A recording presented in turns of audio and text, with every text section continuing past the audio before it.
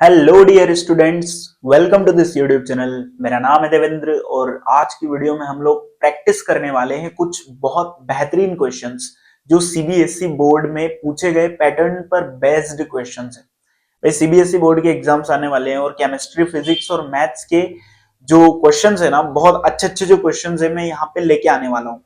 तो अगर आपको इस तरह के क्वेश्चंस को प्रैक्टिस करना है कि बोर्ड में किस तरह के क्वेश्चंस पूछे जाते हैं, तो आप इस चैनल को सब्सक्राइब कर सकते हो। ठीक है, हम लोग यहाँ पे स्टार्टिंग करेंगे आज केमिस्ट्री से।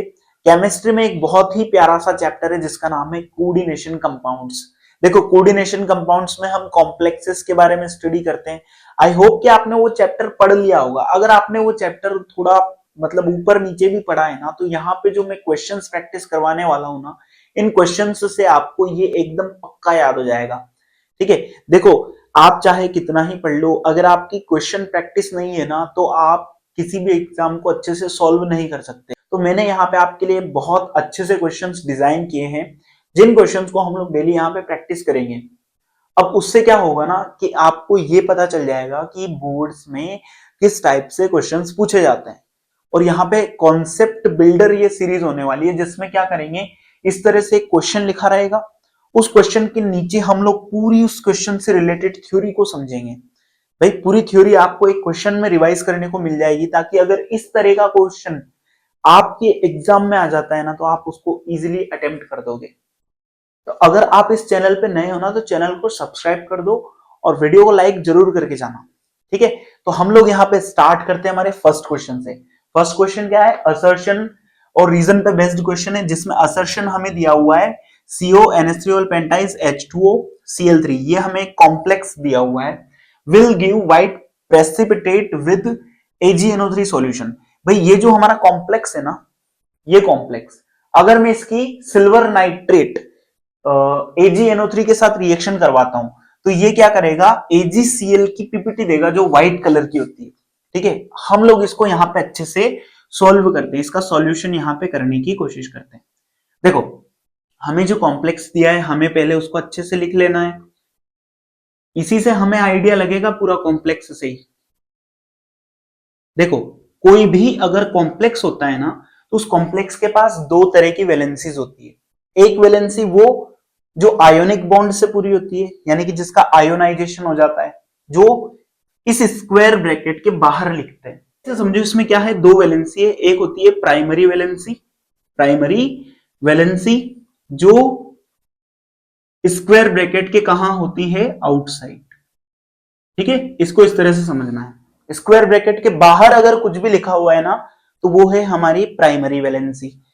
एक होती है क्या, सेकेंडरी वैलेंसी, सेकेंडरी वैलेंसी। और ये किसकी होती है, ये होती है हमारे इस सेंट्रल मेटल आयन की। इसको हम लोग क्या बोलेंगे, CMI, यानी कि सेंट्रल मेटल आयन।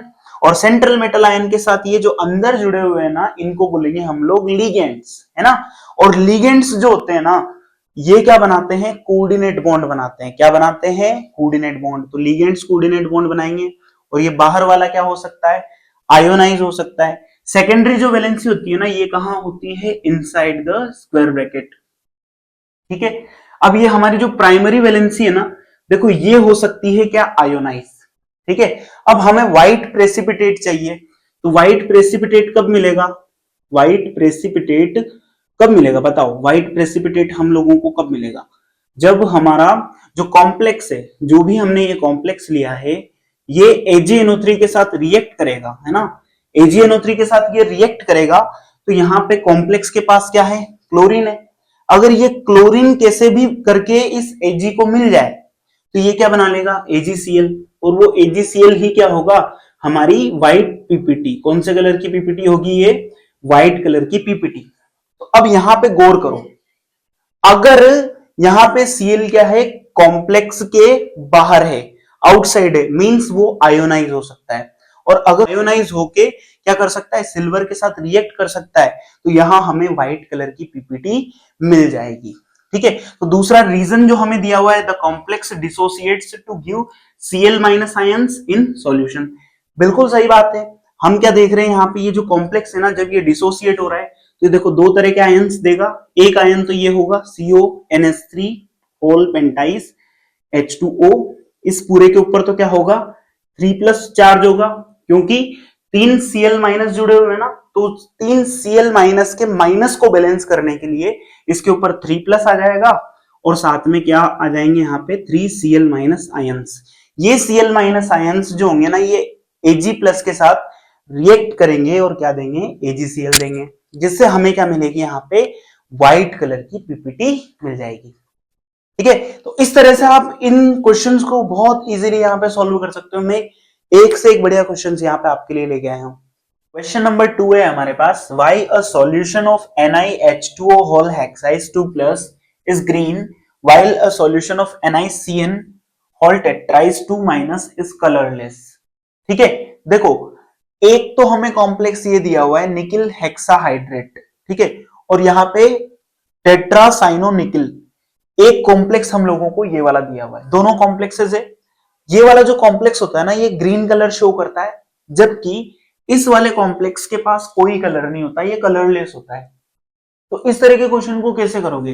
देखो केमिस्ट्री जो होती है ना, chemistry is the game of electronic configuration. अगर आपको इलेक्ट्रॉनिक कॉन्फ़िगरेशन अच्छे से लिखना आता है ना, तो आप केमिस्ट्री के बहुत सारे क्वेश्चंस को तो सीधे ही कर दोगे। लिखते हैं हम लोग यहाँ पे Ni। सबसे पहले आप यहाँ बात करो, देखो H2O तो न्यूट्रल होता है ना, उदासीन होता है। H2O क्या होता है, न्यूट्रल। अब H2O अगर न्यूट्रल है तो ये 2+ चार्ज किसका होगा, निकिल का होगा, सीधी सी बात है। तो ये लो निकिल मैंने लिख दिया यहाँ पे 2+, निकिल 2+ लिख दिया। अब इसके बाद यहाँ पे देखो ये कितना होगा, निकिल 28 होता है, ठीक है ना। अगर हमें पता है 21 से लेके 30 तक जितने भी एटॉमिक नंबर्स है, अगर हमको अच्छे से पता है, तो हमें ये भी पता है कि निकिल कितने पे आता है, 28 पे आता है। अगर आपको याद नहीं है ना, तो आप कोशिश करो कि 21 से लेके 30 तक के जितने भी एटॉमिक नंबर्स और उनके सिंबल्स है ना, आप अच्छे से याद कर लो। ठीक है, अब हम लोग यहां बात करते हैं। देखो निकिल क्या होता है, 1s2 2s2 2p6 3s2 3p6, 18 तक तो सब में सेम रहता है। उसके बाद पहले इलेक्ट्रॉन कहां जाते हैं, 4s में, फिर इलेक्ट्रॉन कहां जाते हैं, 3d में। 4s में पहले कितने, 2 इलेक्ट्रॉन जाएंगे, ठीक है। अभी मैं 2 इलेक्ट्रॉन लिख नहीं रहा हूं, आप मान के चलो कि 2 इलेक्ट्रॉन इसमें भर दिए तो कितने हो गए, 18, है ना। अगर 20 हो गए, 2 इलेक्ट्रॉन और इसमें चले गए तो कितने हो गए, टोटल 20। बचे कितने, 8। 8 कहां जाएंगे, 3d में। अब यहां देखो 2+ आ रहा है ना, तो जहां पहले इलेक्ट्रॉन जाते हैं रिलीज भी पहले वहीं से होते हैं। 4s में 2 इलेक्ट्रॉन गए थे ना, 4s में 2 इलेक्ट्रॉन गए थे, वो दोनों इलेक्ट्रॉन ये क्या कर देगा, रिलीज। देखो अगर 2 इलेक्ट्रॉन में भर दूंगा तो ये 28 हो गया, 28 इलेक्ट्रॉन इसमें हो गए। लेकिन इसके ऊपर कितना चार्ज है, 2+ चार्ज है, तो 2+ चार्ज के लिए 2 इलेक्ट्रॉन क्या करे होंगे, इसने रिलीज करे होंगे ना, तो वो रिलीज इलेक्ट्रॉन यहां से, ठीक है, कहां से हुए, इस जगह से वो दोनों इलेक्ट्रॉन रिलीज हो गए, 4s 0 हो गया और 3d 8। अब अगर आप 3d 8 को बनाने की कोशिश करते हो, अगर हम लोग 3d 8 बनाने की कोशिश करें, 1 2 3 4 5, 5 ऑर्बिटल्स होते हैं डी सबशेल के अंदर। अब 5 ऑर्बिटल्स में आपको 8 इलेक्ट्रॉन भरने हैं, तो आपको पता ही है Hund's rule of maximum multiplicity, पहले एक एक इलेक्ट्रॉन सब में भरना है, उसके बाद में आपको क्या करना है, यहाँ पे बॉन्डिंग करवानी है। तो ये हो गया 3d8, ठीक है, 3d8 हो गया। 4s 0 है और 4p में भी क्या है, यहाँ पे 0, और 4d के अंदर भी क्या है, यहाँ पे 0 है। मैंने ये 4s 0 4p 0 4d 0 लिया है, इनका कुछ मीनिंग है, अभी समझेंगे हम लोग। देखो अब यहां देखो, इसके अंदर अगर आप देखोगे तो Cn के ऊपर क्या होता है, Cn के ऊपर होता है देखो -1, ठीक है, Cn पे -1 होता है। टोटल कितने हैं, 4, तो 4 हो गया माइनस, ठीक है। और पूरा ओवरऑल कितना आ रहा है, पूरे के ऊपर 2 माइनस आ रहा है, ओवरऑल कितना आ रहा है, 2 माइनस। तो ये 4 - 2 - में कन्वर्ट हो गया, इसका मतलब किसी ने +2 दिया होगा, तो वो +2 किसने दिया, निकिल ने। तो दोनों के अंदर निकिल के ऊपर क्या है, +2।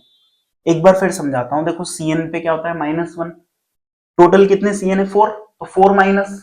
अब 4 माइनस को 2 माइनस में कन्वर्ट करने के लिए 2 क्या लाने पड़ेंगे, प्लस लाने पड़ेंगे, -4 + 2 यानी कि -2। तो वो +2 किसने दिया होगा, निकिल ने दिया होगा, ठीक है। तो यहाँ पे निकिल यहाँ पे भी कौन सी स्टेट में है, +2 स्टेट में है। अब हम लोग दोनों कंडीशंस को अच्छे से यहाँ पे ऑब्जर्व करते हैं। देखो H2O क्या होता है, वीक लिगेंड होता है, क्या होता है, वीक लिगेंड। H2O क्या होता है, एक वीक लिगेंड होता है, जबकि CN क्या होता है, एक स्ट्रॉन्ग लिगेंड होता है। क्या होता है, स्ट्रॉन्ग लिगेंड। आपको लिगेंड्स की सीरीज याद होनी चाहिए, कौन सा वीक लिगेंड है, कौन सा स्ट्रॉन्ग लिगेंड है। ये बीच बीच में मैं बता दूंगा कि आपको कौन से क्वेश्चन को करने के लिए आपको क्या याद करना है। H2O वीक लिगेंड होता है, CN क्या होता है, स्ट्रॉन्ग लिगेंड। तो जब H2O आता है, पहला केस देखते हैं, केस नंबर 1, ठीक है। जब H2O आता है तो स्ट्रॉन्ग लिगेंड नहीं है, वीक लिगेंड है, तो वो यहां पे पैरिंग नहीं कर सकता।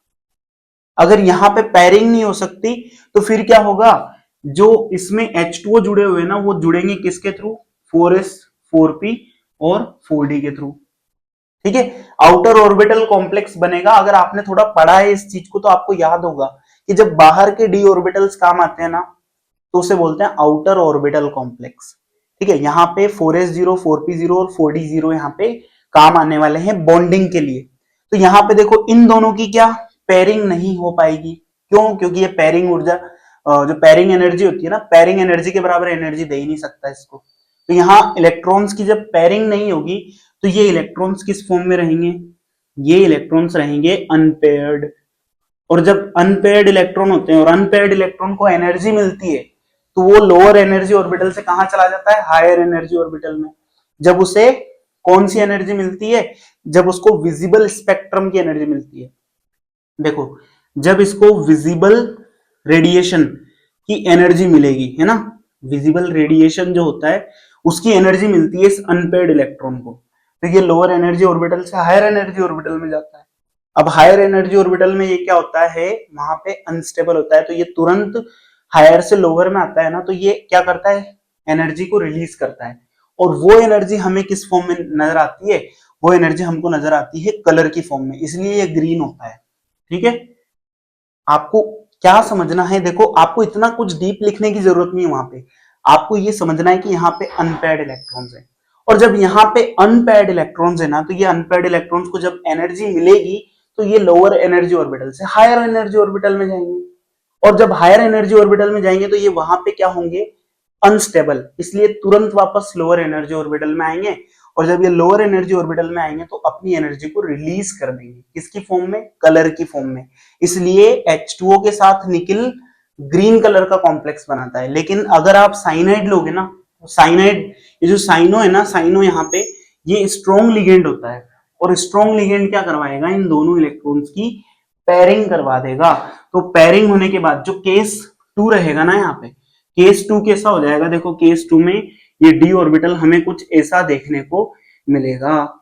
यहाँ पे ये जो 2 इलेक्ट्रॉन बचे ना, इन दोनों इलेक्ट्रॉनों की क्या हो गई, पेयरिंग हो गई। अब पेयरिंग हो गई तो यहाँ पे अनपेयर्ड इलेक्ट्रॉन प्रेजेंट नहीं है, जितने भी इलेक्ट्रॉन है सब क्या है, यहाँ पे पेयर्ड इलेक्ट्रॉन है। इसकी वजह से ये ग्रीन कलर का कॉम्प्लेक्स होता है और ये कलरलेस होता है।